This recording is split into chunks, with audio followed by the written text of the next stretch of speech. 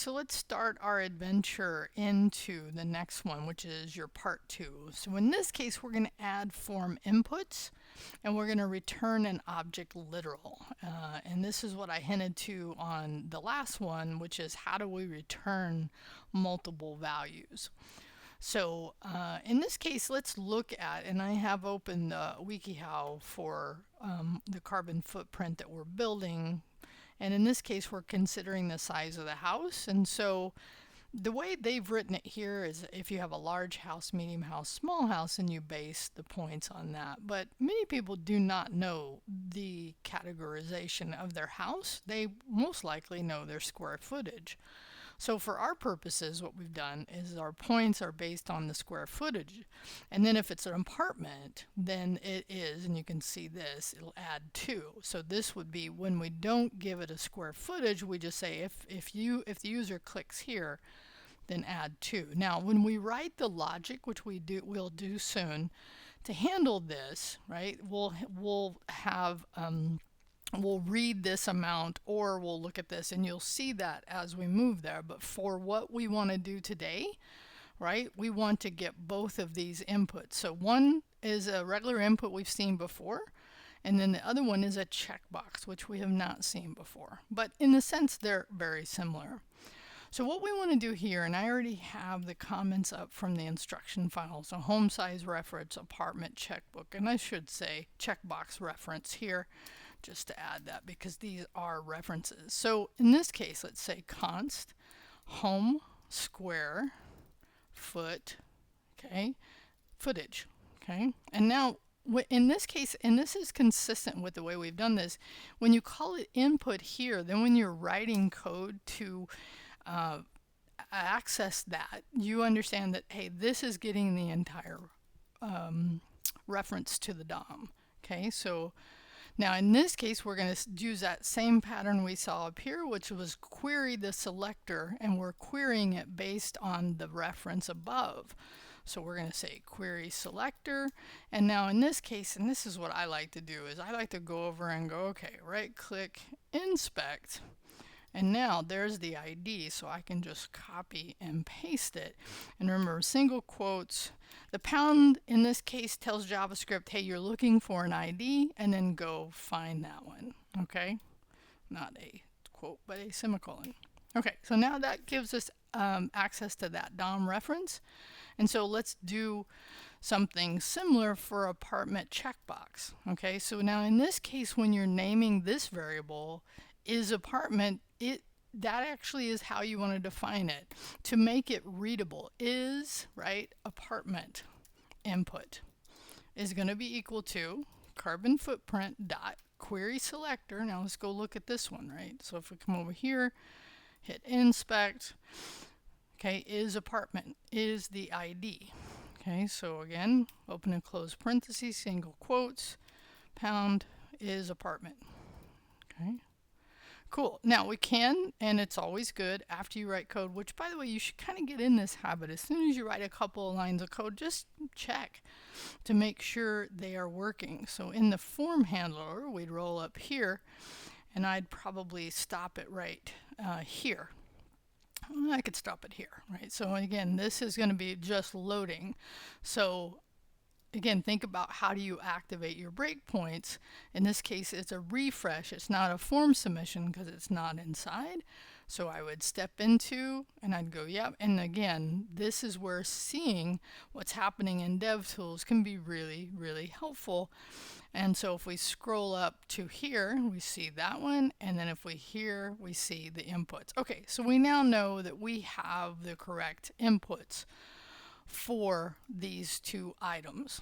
Okay, so let's go look at the steps. So now we're going to declare a locally scoped variable in the get form input function. Okay, so let's do that.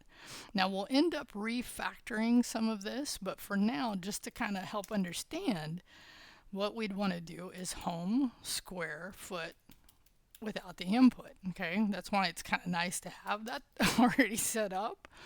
So in this case, what is it going to be? Well, very much like what we did here, we're going to reference the value. Okay, so home square foot input dot value. Okay, but we know, what do we know already? We know that that is a string. Okay, so we know we can call parse int. Okay, so it will take and convert this string into an integer, right? And very much like what we did here now, though, and if for some reason it's a null or an undefined value, unlike this one, what would we want this to be, right? This would be 0. Okay, so this is the only difference here is we would say or 0. Okay, all right, now let's do the next one. So not const. Okay, matter of fact, do I have comments? I think for both of these, for square footage, I should have had one for the other one, but it looks like I didn't. Okay, we could include one, right? Just write one here. So this will be declare for is apartment. Okay, so now this one, right, is apartment. Again, I'm trying to make myself not type as much. Okay, now this one this is not a parse int, right? This one is different, but it still is, we have the reference, so we could say is checkbox input, right? Or referencing the DOM reference. But in this case, we're going to do something you haven't seen before, which is we're going to call checked on it. I think it's checked or checked, yeah. Okay, so what does this do? And actually, let's see this one in action, okay, because we haven't seen it before and it's really good. So now we're going to take the breakpoint off there. We're going to come here. We're going to let that run, right? So we have this. Okay, so let's stop there. And now we know we need to calculate. Okay, so in this case, we see that's false because we didn't check it, right? So this is going back to that idea of a Boolean. So because we didn't, and it's looking at that, is it a checked, right? Which, by the way, you could actually go over to the element here, right, and see its type. Let's see here. Yeah, we're in that one as well. Typed checkbox, right? So it's a checkbox, and what it's looking for is an attribute on there that is it checked? Or, and I think it's checked or maybe unchecked is the checked. Right, if it's checked value, it's checked attribute. Sorry, it's the equivalent of saying value, but in this case, it's going to give you back, right? Is it checked? Is it true or false? So let's actually see it in action here. Let's come back to sources, right? So now we'll just let this run through, and now we'll check it and submit. And so in this case now we can see that it is, right, because it is checked. Oh, it just hasn't run that step yet, right? So is apartment, and this is the other way to start looking at dev tools where you see is apartment is true. Okay, so now we have our two new inputs. Okay, so we have our square footage and is apartment. But we know, based on last time, because I foreshadowed it, that we are going to need to return all of these things. Okay, we're going to need to return them to the handle form submit in our app.js. And right now, the way this sets, we're only returning one of the inputs. Okay. Because, and this is a perfect case for something that is very, very common in JavaScript, and actually in most languages in some way or the other. But we're going to start, and let's just copy this in. Okay, so underneath this, we're going to say refactor the return to be an object literal. So in this case, because I could return any of these, but again, it's only one value. So let's do this. Let's say const object, and I'll actually do literal. Okay, now this is me making up a variable name. This is not any JavaScript specific variable. I'm just showing you. And then I'm going to do open and close curly brackets. Okay, let me make this just a little bigger. Okay.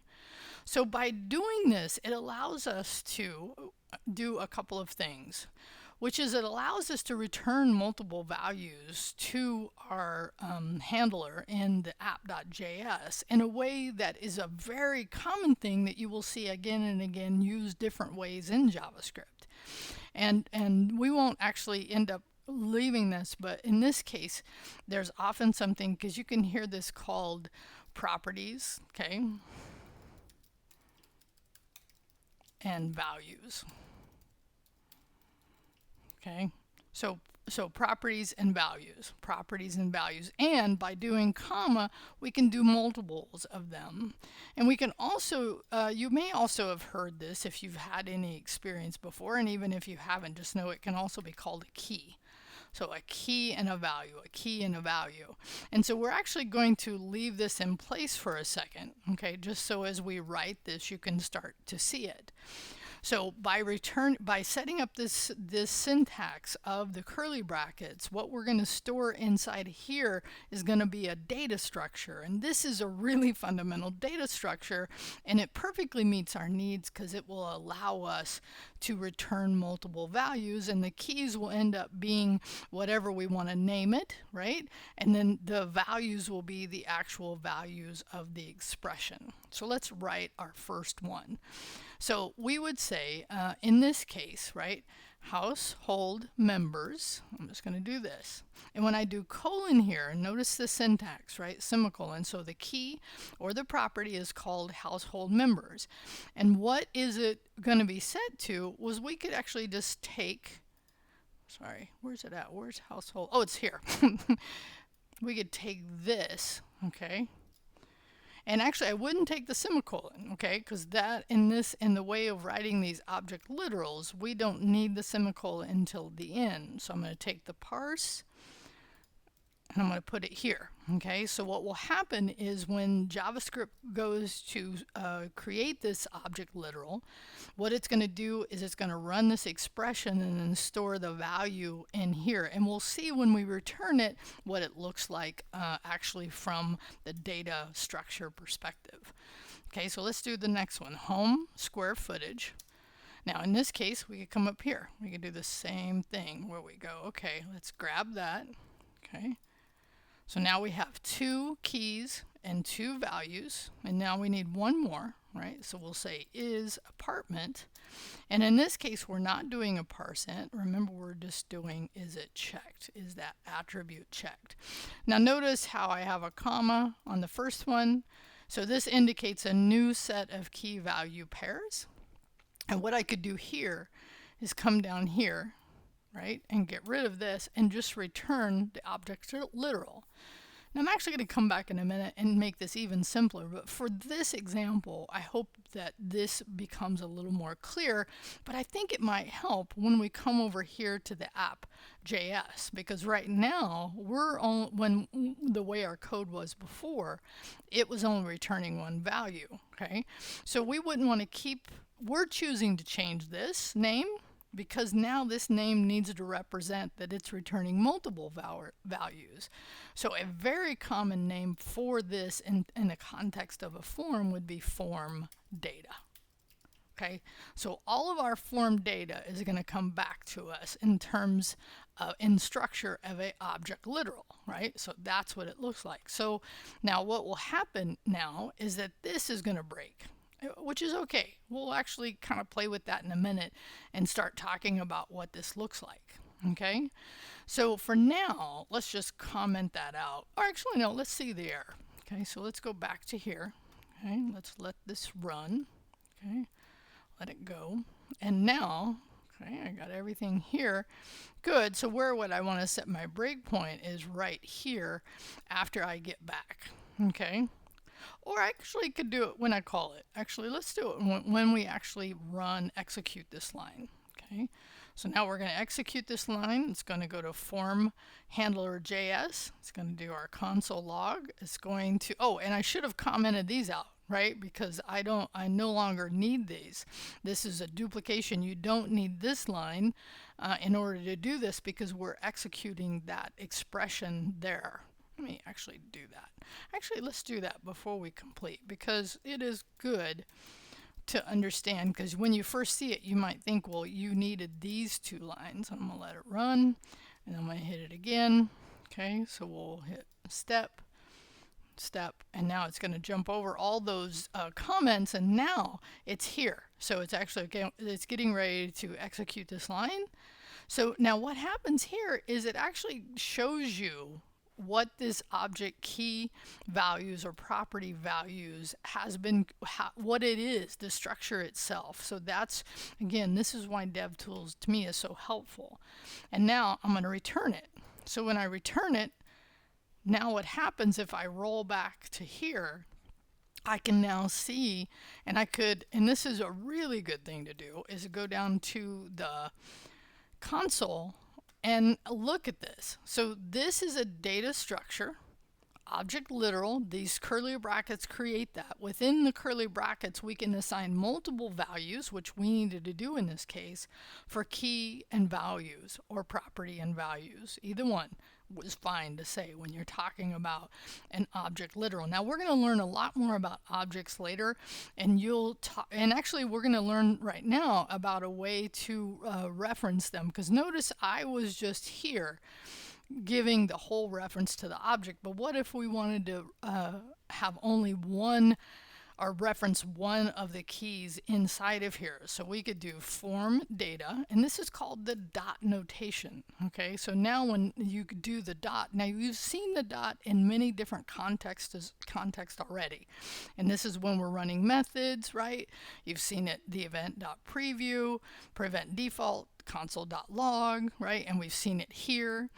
But in this case, this is dot notation to reference a specific value. So if I wanted to say, as an example, it's already given me here, if I said show me, reach into this object literal and show me the household members, then it would show me only that. So up here where I did form data, it showed me the entire object, and when I did the dot notation, I only saw the specific value I wanted. So let's end this one by writing some output to the console that actually shows this, right?